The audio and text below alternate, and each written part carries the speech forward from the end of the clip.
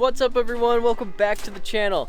Today we're going to be finishing up the axle replacement on my SRT4 and the new bearing. So I got the new bearing installed and I'll show you what goes into that. So all I did was take the knuckle off of the ball joint, and then I had to buy the bearing from AutoZone, and then I took it to the machine shop and they pressed the bearing in, and that's pretty much all that goes into putting a new bearing on the car.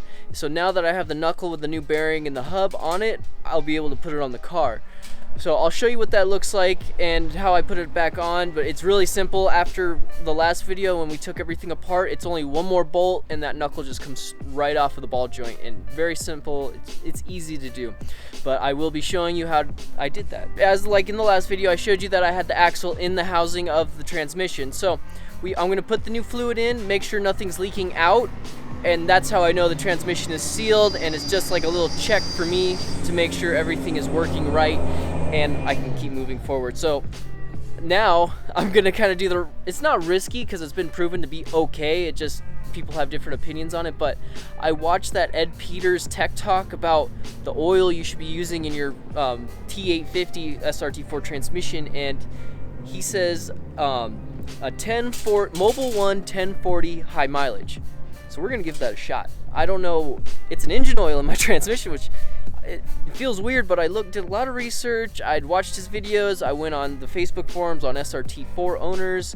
I went on the SRT4 forums. I did a ton of research, and a ton of guys do it. There's varying opinions, but some say it's amazing. Some say when it's cold, it shifts like poo-poo. I don't know.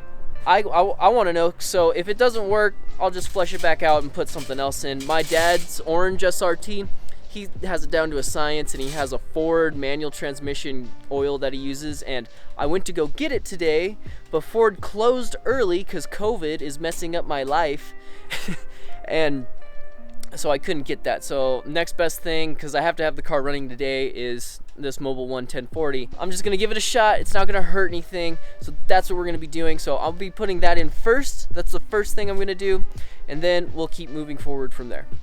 Okay, so I just want to talk about this real quick. I took the Duralast axle back out and I put my OEM one in because it's not broken. If it's not broken, don't fix it.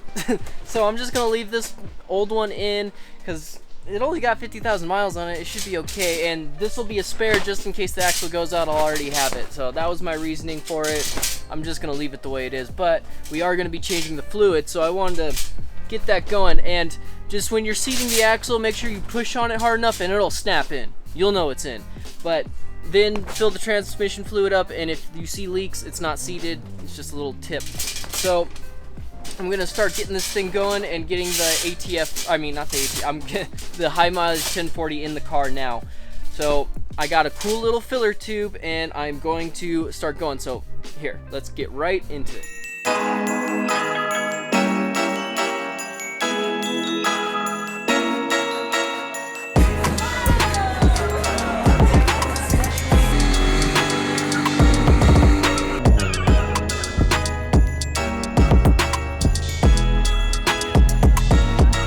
Okay, so what I'm going to be doing is that's the filler hole, so you just pull that little thing out and put your filler tube in there, and that's how we're going to do it. So I'm going to put my filler tube in there and start filling it up. The other thing, oh, I'm stuck. Okay, so what you want to do is make sure the car is as level as it can.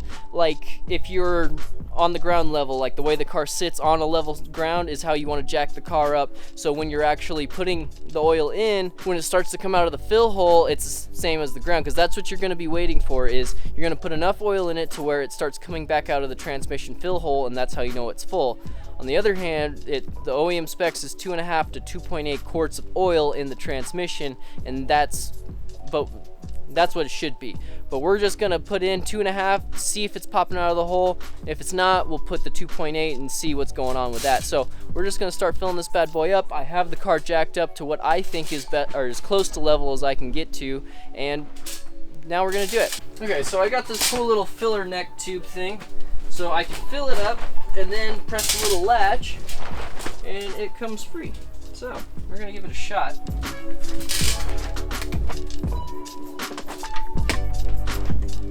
Open, I'm screwed. It's open. It is open. I know it's open. Crap.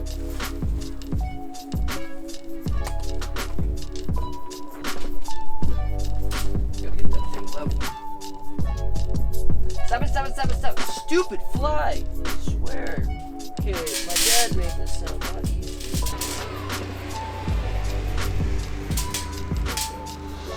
Okay, so that's one quirk.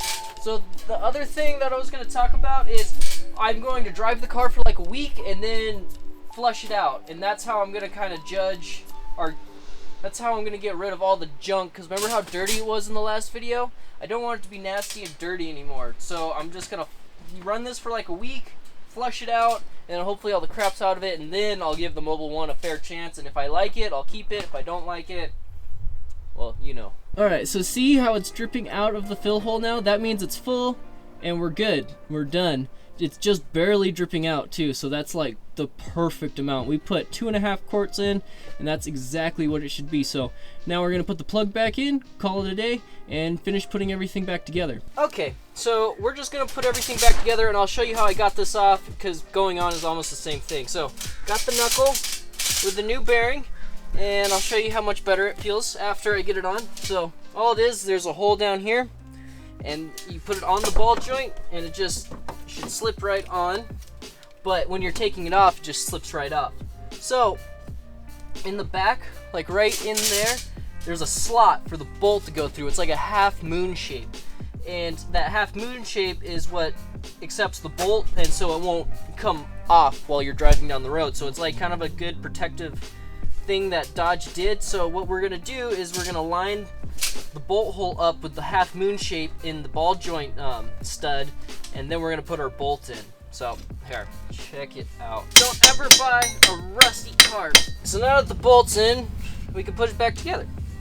So, and this nut is usually really hard to get off, and you'll have to use an impact, and it's an 18. So it's really hard to get off. Thought everybody should know. And when you're putting it on, you want to put it on really tight, and I don't remember the torque offhand, but I'm just gonna hit it with the impact. It's never coming off. So now that that's put back together, I think I'm gonna put the ABS sensor on, and that's just one bolt. Real easy. So really, all you gotta do now is just, my last video is repeat what I did in my last video and put everything back together. No more play. Oh my goodness, that feels amazing. Everything is just a repeat of putting it back on. So I'm just gonna push this thing out as best I can and kind of jackknife the axle to get it back in, which is never fun. Oh, but it actually wasn't too bad. So, and now that is back in.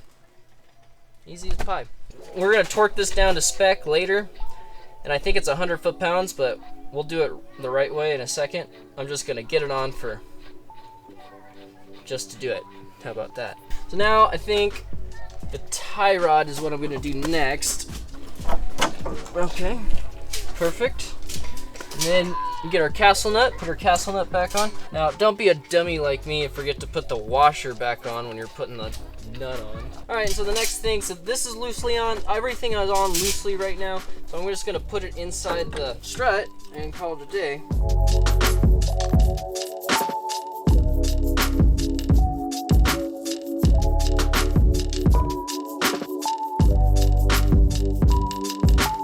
So everything is loosely back on. And we're gonna do this after we put the rotor back on, so I can have some leverage to be able to tighten this thing down. So first order of business is getting the tie rod end back on. So let's do that.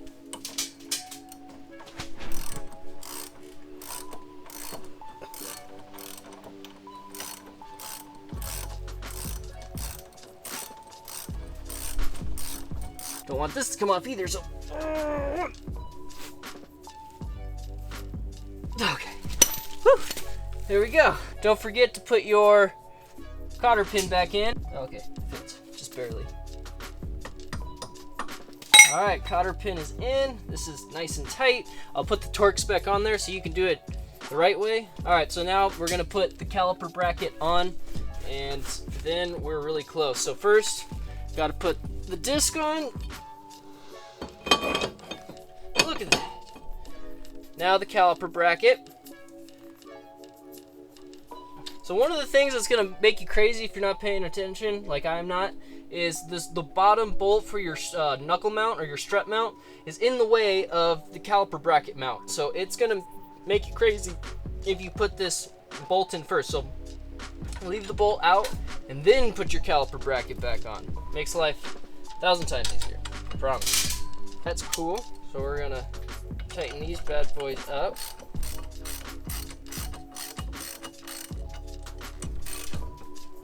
Okay.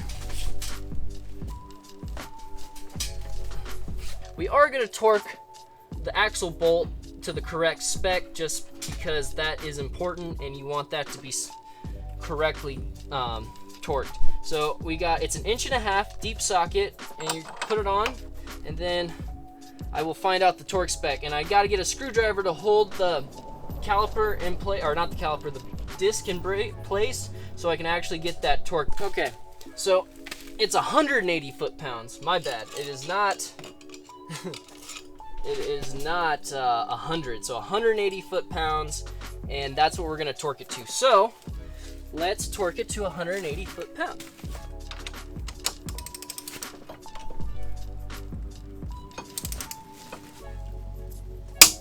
All right. All right. So now we're gonna put the little washer and the cover on the bolt. So, boom, boom, except I already messed up. Okay, make sure it lines up so you can get your cotter pin back in. So now I'm going to torque down the knuckle to the strut, and that should be very straightforward.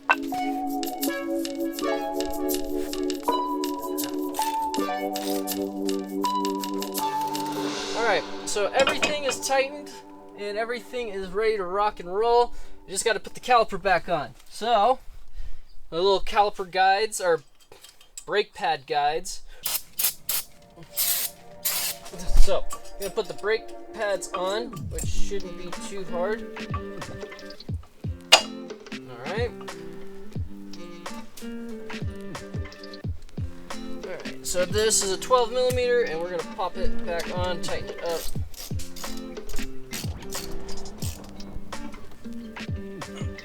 Alright, so that is how you replace the axle and change the wheel bearing and put new fluid in an SRT4.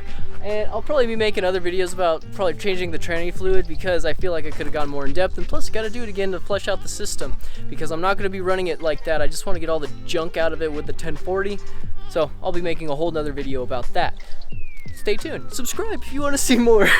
But so the car is ready to run. We're gonna go drive it around, check it out, and see how it runs with the 1040 fluid, with the new bearing, and the old axle. Because everything about the axles I've read online is if you're on stock power, that the Mopar axles are the best. That's why I took the Duralast out. Everything is installed. I think it's gonna go really well. I hope this video helped you if you're trying to do it yourself at home. If you have questions about it, let me know in the comments because I can answer anything. I've done way too much research on the subject, and I'm sure I could help. So that is the end of the video today, guys. Thank you for tagging along. Thank you for watching. Thank you for your support. If you made it this far, please leave a like, a subscribe. It helps me tremendously on my channel. It's very, very helpful. But that is the end of the video today, guys. Thank you again for the support, and I will catch you guys on the next video.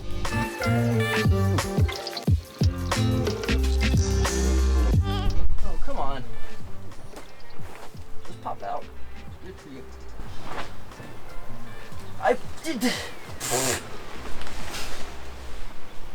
Why is this so